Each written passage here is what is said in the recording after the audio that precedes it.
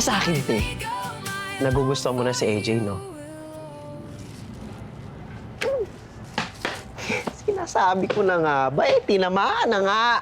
Anong real score nyo? Dating na kayo? Uy, di ba? Tsaka, bago dumating doon, gusto ko munang sabihin sa kanya yung totoo eh. Linano ko lang lahat ng yun para makuha yung Employee of the Month. Pwede naman. Kaso, ang tanong, bet ka din ba niya? Alam mo, may naisip ako. What if subukan natin, di ba, para malaman natin?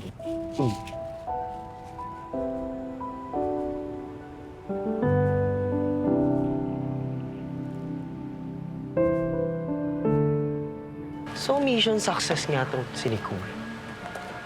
Mission success? Sinasabi mo? Wala. Kalimutan mo na yung... Ano nga? Ano nga? Sabihin mo. Wala nga. Wala nga. Hindi mo sasabihin. Isusumbong kita kay Sir Jerome na umuutang ka ng dilata dito. Ito na nga. Kamaingay, ha?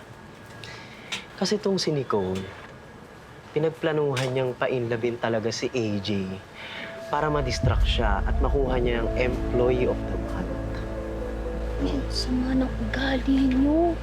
Kinaganon yung tropa ko. O kayo.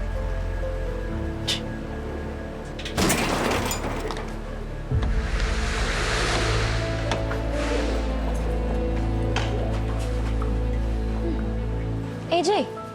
Uy! AJ! Uy! Shh! AJ, ano bang problema mo? Pinlano ba bang painlabin ako para makuha mo yung Employee of the Month? AJ, let me explain. Totoo ba? Oo. Grabe. Ganun mo ka gusto maging Employee of the Month? Malalakit ka na ibang tao? Oo, inaamin ko. Pero dati yun eh. Kasi nagiging totoo na.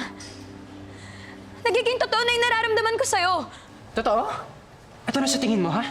Sa tingin mo ba maniniwala pa ako sa mga sinasabi mo? Hindi ko nga alam kung ano yung sinasabi mo, kung totoo ba o hindi. Sure, nagkamali ako. Pero lahat na sinabi ko sa'yo at naparamdam ko sa'yo, lahat ng yun, totoo. Sabihin mo, ang totoo, wala kang pakialam sa nararamdaman ng ibang tao. Makuha mo lang yung gusto mo. Nicole, hindi sa'yo umiikot yung mundo, ha? Hindi lang ikaw yung may problema. Hindi lang ikaw yung nakakailangan ng pera. Kaysa naman, Sorry. I'm really sorry. kung gusto mo talaga maging Employee of the Month, sayong-sayo na.